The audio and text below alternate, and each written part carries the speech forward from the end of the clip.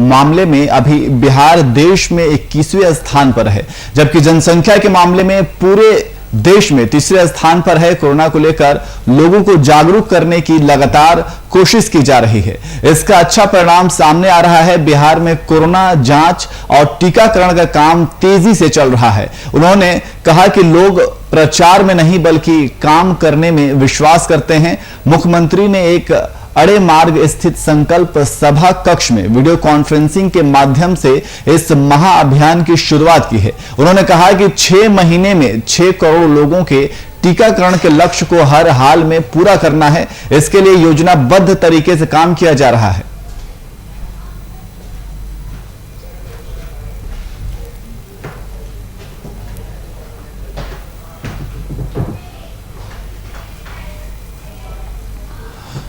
और झारखंड से अब कोरोना हारने लगा है। राज्य में कोरोना की दूसरी लहर का प्रकोप अपने आखिरी दिन गिन रहा है। पिछले 50 दिनों में झारखंड में 40,000 से ज्यादा लोगों ने कोरोना को मात दी है। राज्य में रिकवरी रेट भी अब 98.08% पर पहुंच गई है। फिलहाल कोरोना के 1,489 मरीज राज्य में एक्टिव हैं। कोरोना ने राज्य में सबसे ज्यादा तेजी से अप्रैल के आखिरी सप्ताह में अपना पांव पसारा था। 22 अप्रैल से 28 अप्रैल के बीच राज्य में 44,133 मरीज मिले थे। इतना ही नहीं, इसके अगले ही सप्ताह इस बीमारी से सबसे ज्यादा लोगों की मौत हुई थी। 29 अप्रैल से 5 मई के बीच कोरोना के कारण सबसे ज्यादा 951 लोगों को अपनी जान गंवानी पड़ी। झारखंड में संक्रमण के प्रसार को रोकने में सरकार की तरफ से लागू स्वास्थ्य सुरक्षा सप्ताह असरदायक साबित हुआ।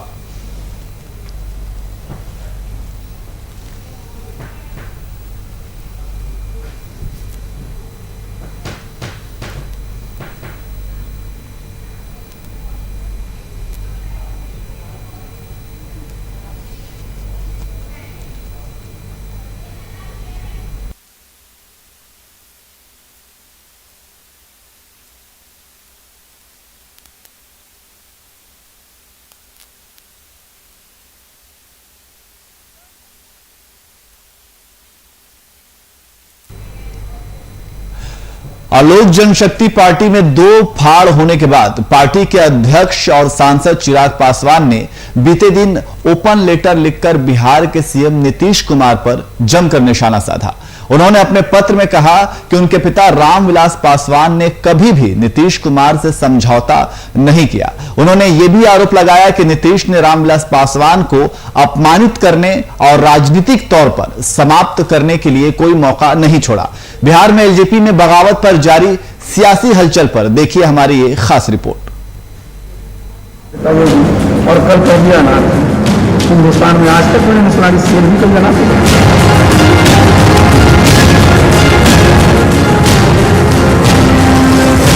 लोक जनशक्ति पार्टी में मचे घमासान के बीच जमुई सांसद चिराग पासवान ने चिट्ठी से अपने विरोधियों पर कटाक्ष किया।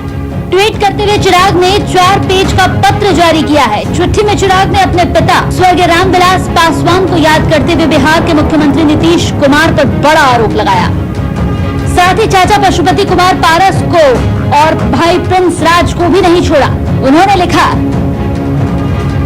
कि जेडीयू ने हमेशा एलजेपी को तोड़ने की कोशिश की और संघर्ष के दिनों में नीतीश कुमार ने मुझे और मेरे पिता को अपमानित किया, लेकिन हम कभी नहीं झुके। लोकसभा चुनाव के दौरान एलजेपी के 6 सांसदों को हराने में जेडीयू ने कोई कसर नहीं छोड़ी। जब पिता बीमार थे तो राष्ट्रपति से लेकर प्रधानमंत्री तक फोन करके हाल पूछते थे, लेकिन नीतीश का ये कहना कि उन्हें रामविलास के खराब स्वास्थ्य की जानकारी नहीं है, उनके अहंकार को दर्शाता है और नीतीश ये बर्दाश्त नहीं कर सकते कि कोई दलित राजनीति में आगे बढ़े। चिराग की आर पार वाली चिट्ठी के साथ ही जेडीयू की भी प्रतिक्रिया निकलकर सामने आई। जेडीयू अध्यक्ष आरसीपी सिंह ने कहा है कि शेर का बेटा कभी अनाथ नहीं होता। कोई भी पार्टी जब टूटती तो स्वाभाविक है तो उनको उसका आधार, और स्वाभाविक है जहाँ 6 एमपी हैं टूट के 5 अलग हो तो कुछ न कुछ कहीं न कहीं तो गलती हुई होगी। और मैं देख रहा था, मुझे अच्छा भी नहीं लग रहा था। एक दिन मैं सुना कि उन्होंने कहा मैं शेर का योगी और कल कर दिया अनाथ। हिंदुस्तान में आज तक मैंने सुना कि शेर भी कल जाना था।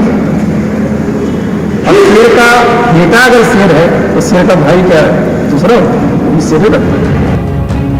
बहरहाल आरोप प्रत्यारोप का दौर तो चलता रहता है, लेकिन ऐसे में चिराग का ये बड़ा आरोप कि नीतीश कुमार ये बर्दाश्त नहीं कर सकते कि कोई दलित राजनीति में आगे बढ़े, ये कहीं न कहीं नीतीश कुमार पर एक धब्बा लगाने जैसा है। ऐसे में अब जेडीयू इस गंभीर आरोप का क्या जवाब देती है, ये देखना होगा। Desk report, VIP news. भले सरकार विकास के लाख दावे कर ले, पर कई ऐसे क्षेत्र हैं जहां आज भी आम जनता मूलभूत सुविधाओं से वंचित है।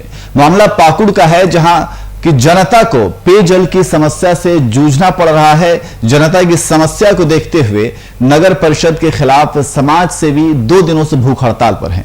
वहीं मीडिया से बातचीत के दौरान उन्होंने बताया कि कई बार इस बारे में प्रशासन को अवगत कराया गया, पर किसी ने भी इस ओर ध्यान नहीं दिया।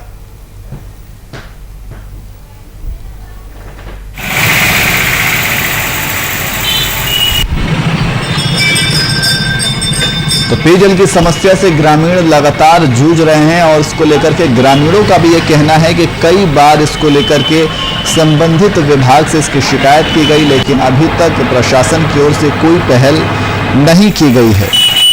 तो मूलभूत सुविधाओं से जनता जो है वो काफी वंचित है। पेयजल की समस्या से लगातार ग्रामीण जूझ रहे हैं।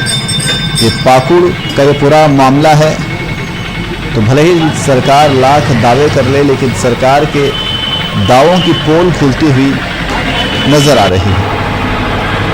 मीडिया के से बातचीत के दौरान बताया गया कि प्रशासन को इस बारे में अवगत कराया गया है, पर किसी ने भी इस ओर ध्यान नहीं दिया है और इसको लेकर समाज सेवी 2 दिनों से भूख हड़ताल पर है।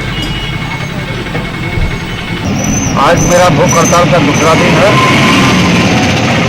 मैं पाकुड़ नगर परिषद के शहर की जनता के लिए पानी आपूर्ति हेतु मैं आज भूख हड़ताल में बैठा हूं। कल से आज विगत कई महीनों से पाकुड़ नगर परिषद के द्वारा पाकुड़ शहर की जनताओं को पानी सुचारू रूप से प्राप्त नहीं होता है। मैं इसके लिए 15 दिन पहले मैं अनुमंडल पदाधिकारी को लिखित आवेदन दिया था। उस आवेदन में उनके द्वारा मुझे कोविड-19 का हवाला देते हुए मुझे अनुमति नहीं दी गई थी। मैंने जनताओं से वादा किया था कि मैं पुनः भूख हड़ताल में 21 तारीख को बैठूंगा, चाहे इसके लिए मुझे कुछ भी करना पड़े।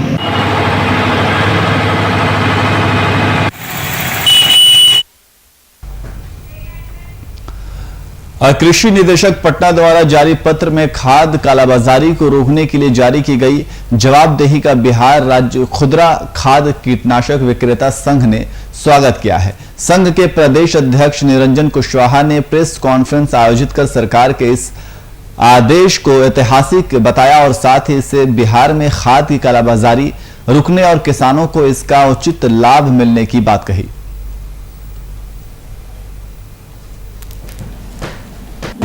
किसान का खुदरा विक्रेता से नहीं लेता है, तो किसान को जब महंगा मिलेगा तो वो कंप्लेन करेगा अधिकारियों को। इसमें नंबर भी है, सरकार का भी नंबर है, वहाँ भी कर सकते हैं, तो वो कंप्लेन करेगा। अगर खुदरा विक्रेता ऊंचे दर में बेचता है, अगर खुदरा विक्रेता को ऊंचे दर में मिलता है, काला दर में मिलता है, तो खुदरा विक्रेता को भी कंप्लेन करना चाहिए इस पत्र में। अगर वो नहीं करता तो खुदरा विक्रेता दोषी है। और अगर कंपनी थोक विक्रेता को टैगिंग करके देता है मटेरियल, तो थोक विक्रेता को भी कंपनी का कंप्लेन करना चाहिए। तो ये है, इस तरह खुदरा विक्रेता, थोक विक्रेता और कंपनी को की जिम्मेदारी तय हो गई। और दूसरे तरफ आप आइए, अधिकारियों में जो कृषि समन्वयक है उसको भी शपथ पत्र देना सरकार कि आप हमारे पंचायत में किसी भी प्रकार से खाद बिक नहीं है। अगर बिक रहा है और उसके बाद कोई ये सूचना आता है, कोई प्रूफ आता है, तो वो कृषि समन्वयक भी सरकार के नजर में लगेगा। सेम उसी तरह ब्लॉक कृषि पदाधिकारी के लिए भी सेम कानून है, फिर जिला कृषि पदाधिकारी के लिए भी सेम गाइडलाइन है, फिर माननीय ड्रग डायरेक्टर ऑफ एग्रीकल्चर के लिए भी सेम कानून है। और बेगूसराय पुलिस को एक बड़ी सफलता हाथ लगी है। पुलिस ने बीते दिन हुए सीएसपी संचालक से लूट का खुलासा करते हुए एक आरोपी को गिरफ्तार किया है। इसके पास से पुलिस ने लूट में प्रयोग किए गए मोटरसाइकिल और 2 मोबाइल भी बरामद की है। फिलहाल पुलिस बाकी के आरोपियों की तलाश में जुटी हुई है।